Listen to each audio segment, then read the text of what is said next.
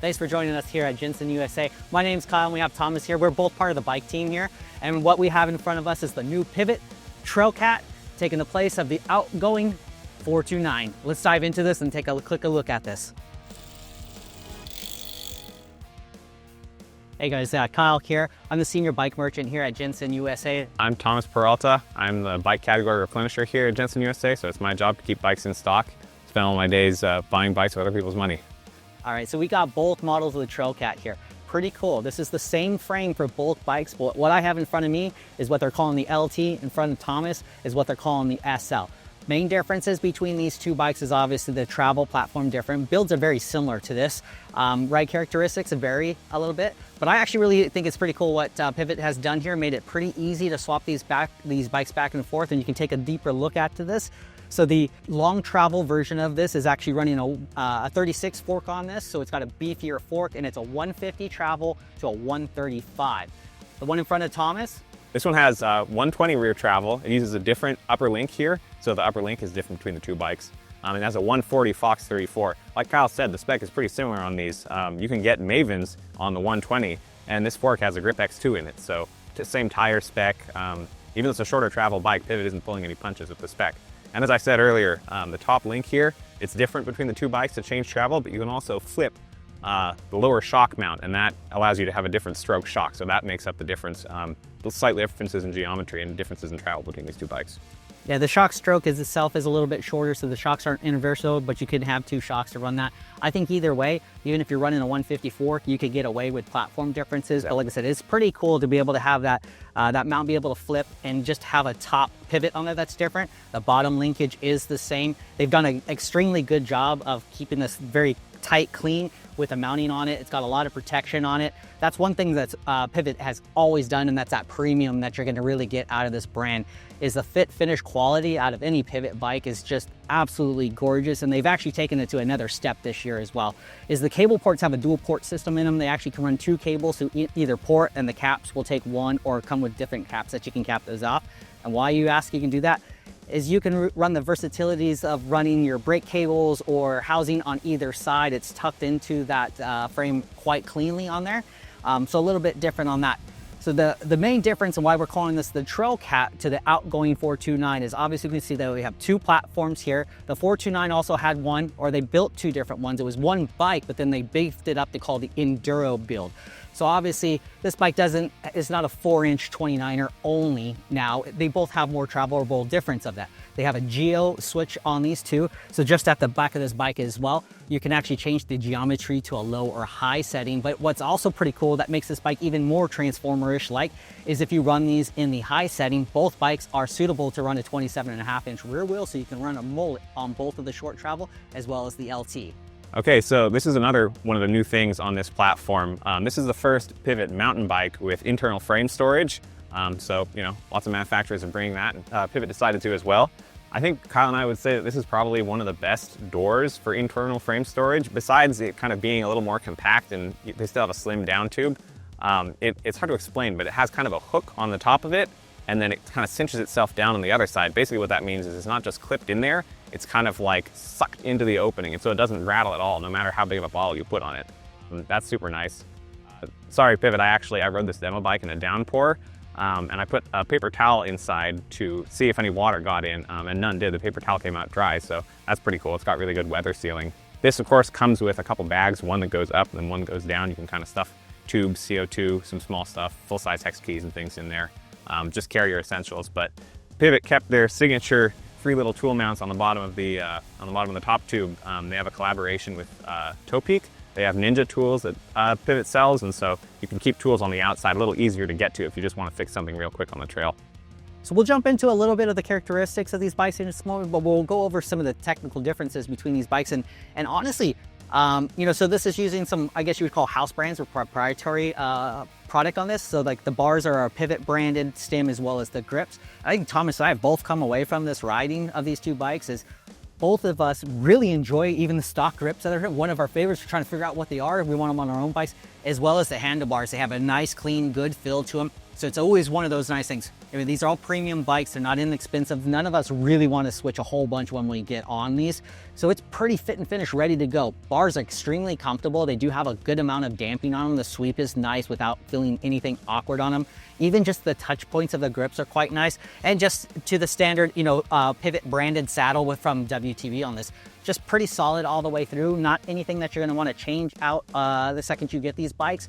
Tire specs, and this is the XT Pro, and in front of me we have on the SLA quite higher end model with the XX with the carbon Reynolds upgrade on there as well. Obviously this bike now has the new Mavens even on the shorter travel bike. Both of these great spec obviously of this. Pivot doesn't go anything shorter of just obviously speccing bikes really quite well.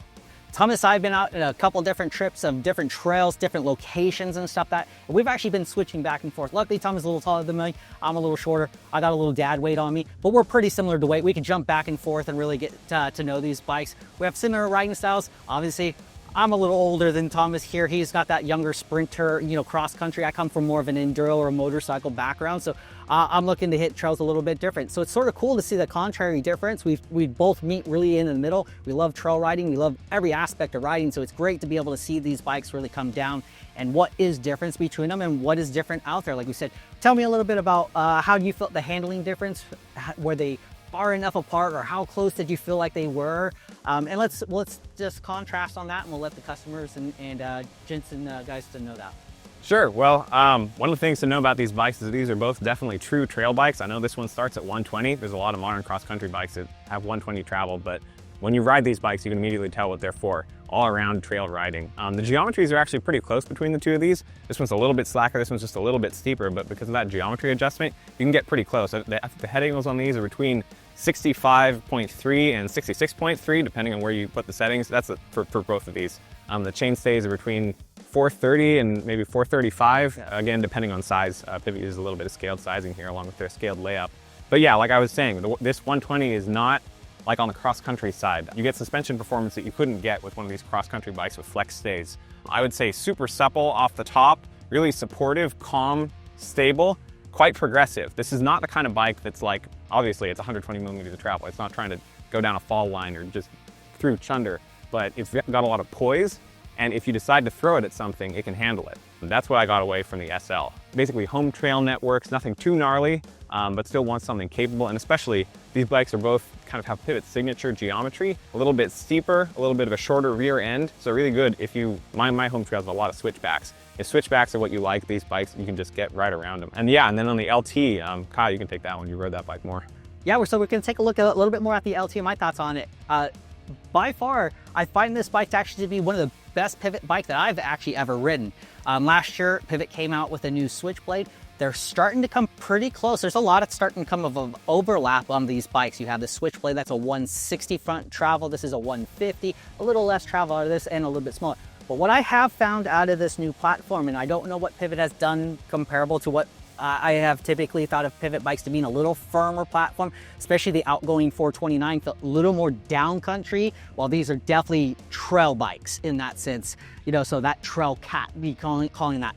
This is now has a little more supple feel, and I don't say more traction than I would typically even say that I even got out of the bigger Switchblade or a 429, because I'm not being quite as stiff. It actually really soaked that up. But I didn't get any bob out of this either, so it was quite responsive. I still had a good amount of get up and go. For a 135, 150 bike, this bike now pushed me in just enough of having a security to it to be able to actually run some of the downhill stuff a little harder and stuff like that, really get into a fun travel range. It competes into a pretty big category of bikes, you know, from a 120 to 150, you know, we can call them all mountains, we can call them trails, or in that category. So it's fitting right into there. So between this bike and the SL and now the Switchblade, this is gonna sit right into that middle point with the LT, with that guy that wants just enough burly bike to be able to handle everything, but still has a really good pedaling platform. And what this bike has done is given a lot of pop still out of this platform as well. I hear sometimes with other DW Link bikes, sort of like a hover bike feel or that cush feel over it. I would say this is the first Pivot that I have ever ridden that I feel sort of has that hover bike feel that actually is keeping the wheel and traction over things.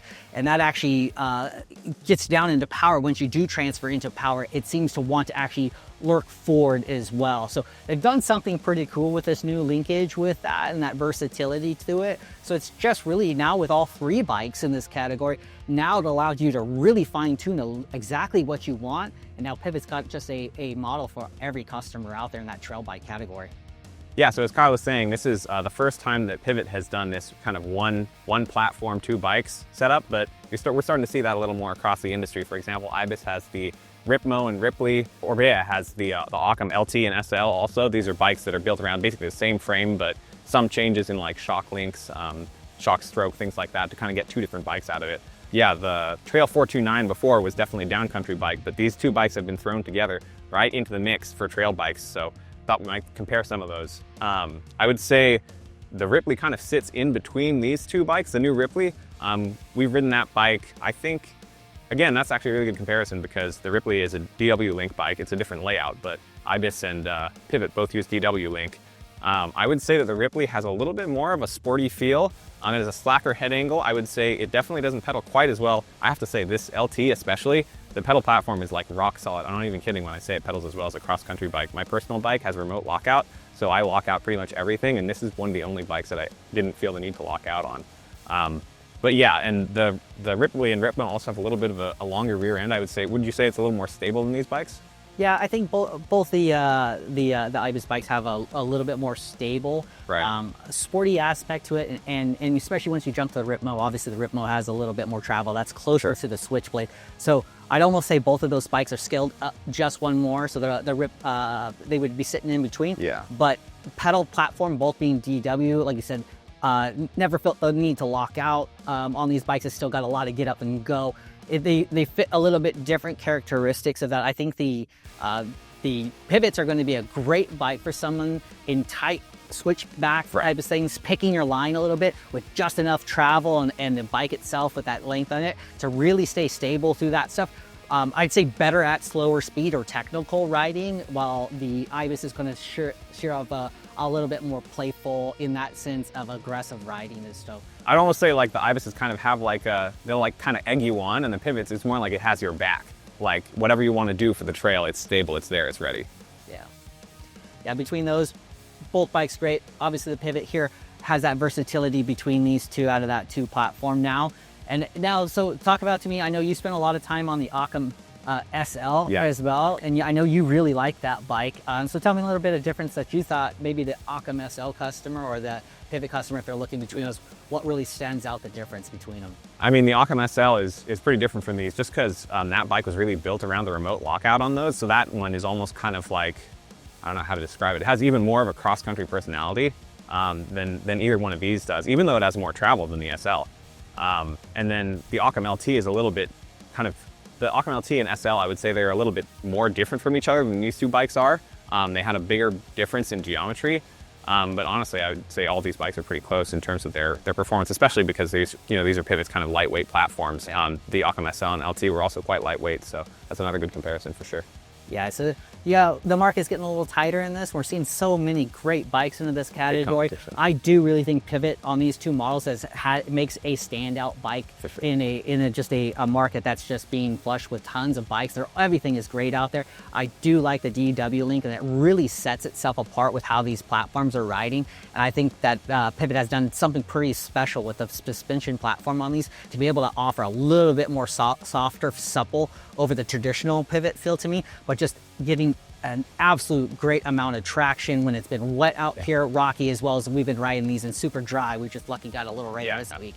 So overall, I mean, Pivot, these are some great bikes, and I think anyone out there looking at one of these would be extremely happy with one of these. And what's great between the two versions of this, as well as the Switchblade, there's no real compromise. You can make the decision between the 2, and you're going to really make sure that you get what's exactly right from you out of an absolute great brand to work with. Totally.